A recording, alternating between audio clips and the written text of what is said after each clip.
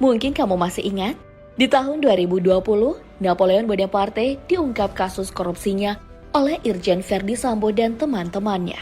Nah, sekarang giliran Napoleon yang berkomentar terkait kasus yang dilakukan oleh Sambo sebagai tersangka. Kasus penembakan Brigadir J yang berbuntut pada terbongkarnya geng mafia judi Sambo. Jadi menarik nih, untuk dibandingkan, yang satunya kasus korupsi, yang satunya lagi kasus judi online. Kira-kira mana yang mengumpulkan harta kekayaan lebih banyak dari bisnis haramnya? Mari kita bongkar.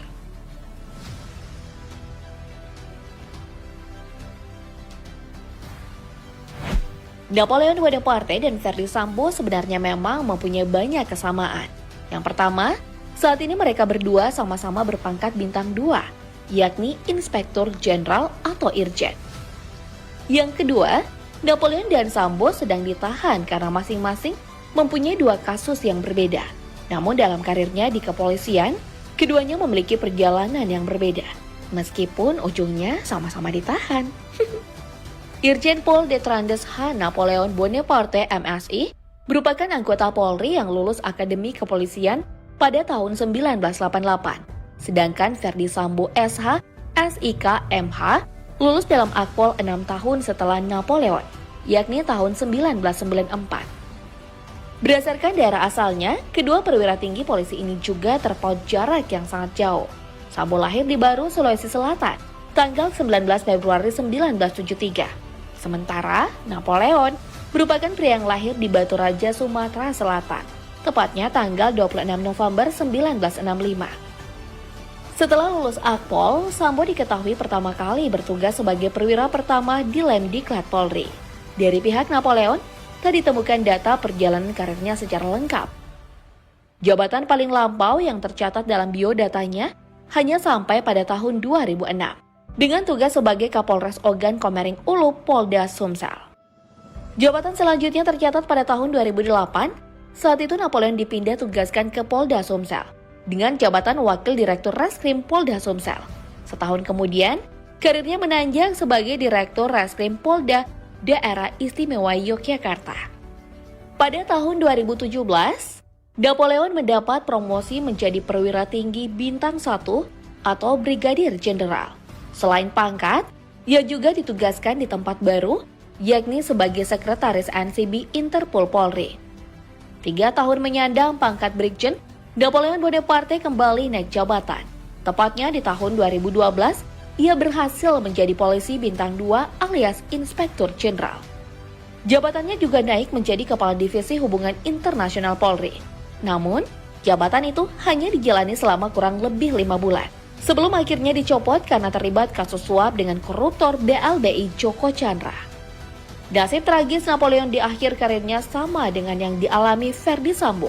Seperti yang kita ketahui, Sambo dipecat dengan tidak hormat karena menjadi tersangka utama dalam kasus Brigadir J. Pangkat bintang 2 Verdi Sambo juga belum terlalu lama diterima. Ia naik pangkat menjadi Jenderal bintang 2 saat memperoleh kenaikan jabatan sebagai Kepala Divisi Propam Polri pada tahun 2020. Jauh sebelum itu, perjalanan karir Verdi Sambo saat dirinya dinyatakan lulus Akpol pada tahun 1994.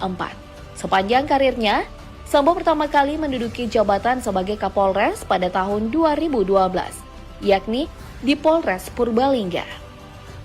Hanya berselang setahun, Verdi Sambo dipindahkan ke Polres Brebes, dengan jabatan tetap sebagai Kapolres. Kemudian pada tahun 2015, Sambo kembali ditugaskan di bidang reserse, ia dimutasi menjadi Wakil Direktur Reskrimum Polda Metro Jaya. Titik kenaikan pangkat Verdi Sambo menjadi perwira tinggi Polri terwujud pada tahun 2018. Dia mendapatkan promosi jabatan sebagai Brigadir Jenderal alias Jenderal Bintang 1. Selanjutnya setelah 2 tahun mendapatkan pangkat Jenderal Bintang 1, pada tahun 2020, Verdi Sambo kembali diberi kenaikan pangkat menjadi Jenderal Bintang 2. Sambo sekaligus mencapai puncak tertinggi dalam perjalanan karirnya dengan menjabat sebagai Kepala Divisi Propam Polri. Saat ini Napoleon dan Sambo juga sedang bersama-sama ditahan. Napoleon Bonaparte merupakan tahanan rutan Barreskrim Polri. Ia ditahan setelah divonis 4 tahun penjara oleh Majelis Hakim Pengadilan Tipikor pada Pengadilan Negeri Jakarta Pusat 10 Maret 2021 lalu. Selain hukuman penjara, Napoleon juga divonis membayar denda 100 juta rupiah, subsidi 6 bulan kurungan. Irjen Napoleon Bonaparte disebut menerima suap 370 ribu dolar Amerika Serikat atau sekitar 5,137 miliar rupiah dan 200 ribu dolar Singapura atau sekitar 2,1 miliar rupiah. Dari terpidana kasus korupsi hak tagih Bank Bali Joko Sugiarto Chandra alias Joko Chandra, uang ini berkaitan dengan upaya untuk menghapus nama Joko Chandra dari daftar pencarian orang yang tercatatkan di kantor Direktorat Jenderal Imigrasi. Kalau Napoleon ditahan di rutan Barreskrim Polri, lain halnya dengan Sambo yang ditahan di rutan Makobrimob Kepala 2 Depok. Selain ditahan, mantan Kadipropam Polri ini juga resmi diberhentikan tidak dengan hormat sebagai anggota Polri. Proses pemberhentian ini sudah diputuskan melalui sidang kode etik Polri yang dipimpin langsung oleh Komjen Pol Ahmad Doviri. Selain dipecat secara tak hormat, skandal penghilangan nyawa yang dilakukan Sambo terhadap Brigadir J turut berbuntut pada terbongkarnya bisnis ilegal Sambo bersama geng mafianya di Polri. Beredar grafik yang bertajuk Konsorsium 303 Kaisar Sambo. Bagian ini memuat secara lengkap pihak-pihak kepolisian yang terlibat, mulai dari nama, pangkat, dan tempat tugas, hingga nama-nama para bandar judi yang terkait. Terdapat juga data tentang aliran dana yang diterima Sambo dari beberapa bisnis ilegalnya tersebut. Dalam grafik tercatat, Ferdy Sambo dan seluruh komplotannya setiap tahun menerima setoran lebih dari 1,3 triliun rupiah. Jika data dalam grafik yang beredar ini benar, maka total kekayaan Ferdy Sambo ditaksir mencapai triliunan rupiah. Hal ini diperkuat oleh beberapa informasi yang menyebutkan bahwa tim khusus penanganan kasus Brigadir J telah menemukan uang sejumlah 900 miliar rupiah saat menggeledah rumah Sambo. Sementara untuk kekayaan Napoleon Bonaparte berdasarkan kasus korupsinya, ia menerima uang suap sebesar 5,137 miliar rupiah dalam bentuk uang dolar Amerika Serikat. Serta ada juga mata uang dolar Singapura yang jumlahnya sekitar 2,1 miliar rupiah. Jika ditotal seluruh uang yang didapatkan Napoleon dari kasusnya mencapai 7,2 miliar rupiah. Selain pemasukan dari skandal-skandalnya, kedua perwira tinggi ini tentunya mendapatkan gaji sebagai anggota Polri.